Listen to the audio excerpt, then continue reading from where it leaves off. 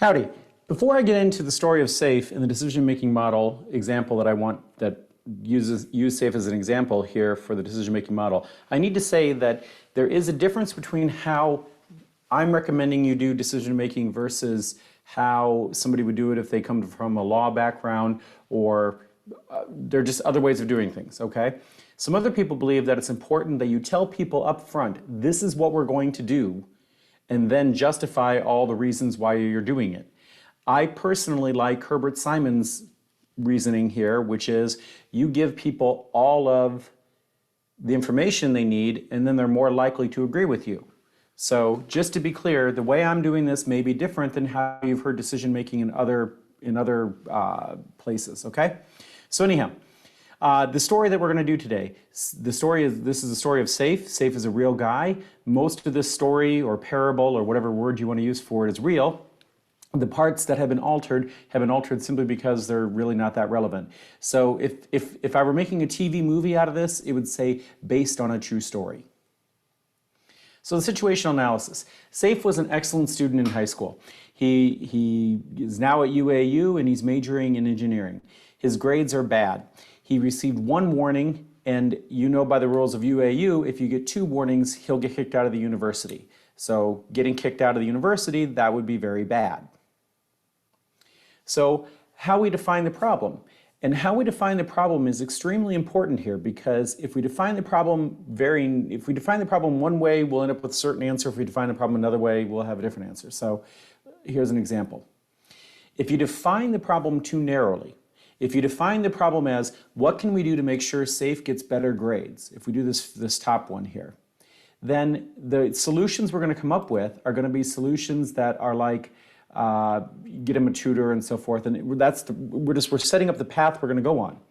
If you make it too broad, it's also problematic. So if we go with this as the problem, what are the psychological environmental changes that have caused Saif to go from being a good student in high school to being a bad student in college? You know, you could define the problem that way and get a solution in about 3 years.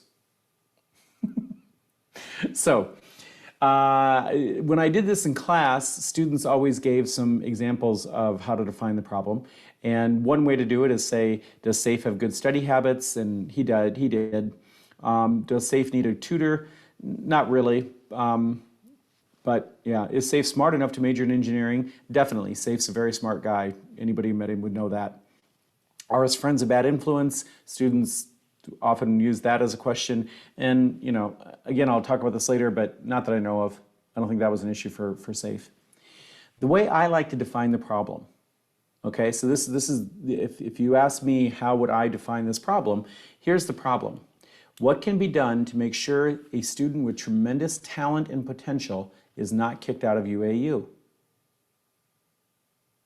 Think about how I've worded that. What can be done to make sure a student with tremendous talent and potential is not kicked out of UAEU? So by framing the problem in this way, I'm framing the problem as the solution has got to be something that keeps Saif at the university. It's not keep Saif in engineering, it's not keep Saif whatever, it's to keep Saif at UAEU and hopefully to get a degree from this university. That's a different way to look at the problem. Critical success factors is the third step in the decision-making process, and it's the elements that are needed to make a solution acceptable. And when I talked about this in the last video, I said that 2 examples of critical success factors are always time and money. In this case, it definitely needs to be done quickly. And I've made this up, that it must not exceed 10,000 dirhams. I have no idea for Saif what his budget was to make this work, but oh well. And I mean, clearly, one in this case is that whatever the solution is, it must be something that's acceptable to Saif and his family. So anyhow, these are critical success factors. Again, we're not saying what we're going to do here. We're just saying the solution must meet these critical elements in order to be successful. So next up is generating alternatives.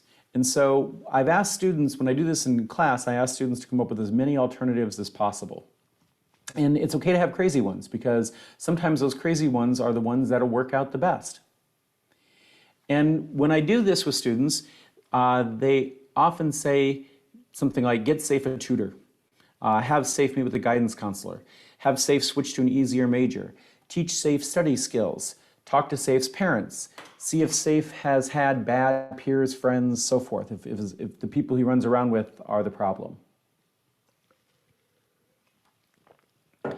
Now, at the next stage, you have to look at each one of those alternatives and see what's good and what's bad about each of them, okay?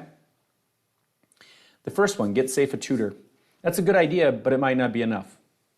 Getting a tutor is never a bad idea, but if he gets a tutor and he still doesn't like engineering, then it's not going to be enough.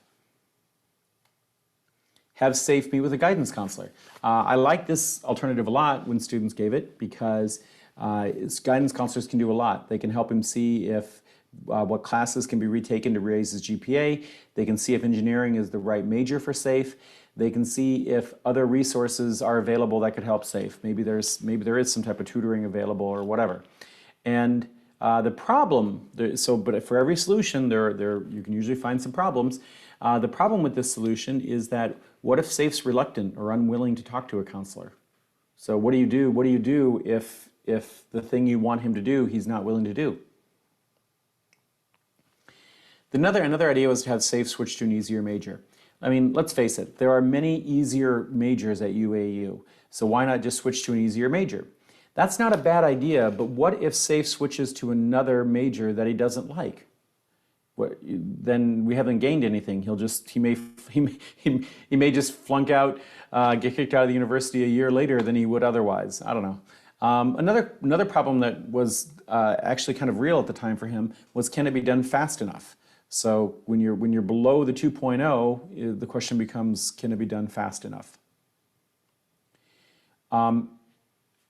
Teach Saif study skills. Look, for no matter what your major is, no matter what you're studying, whether you're majoring in tourism or accounting or engineering or whatever, no matter what your major is, learning better study skills is extremely important. So yeah, that doesn't matter what you major in. Another option was to talk to Saif's parents.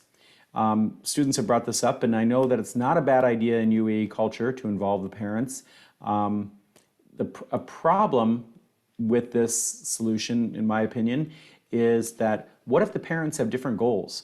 What if in this case the parents, all their heart is set on Saif being an engineer, and if he switches majors that would be bad, and what if that's what Saif really wants to do? So I'm concerned about the idea of meeting with parents just because it could actually create more conflict in the long run.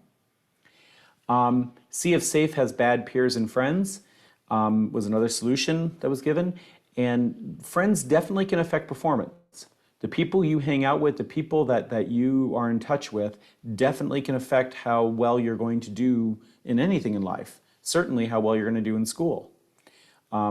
It's not a bad idea.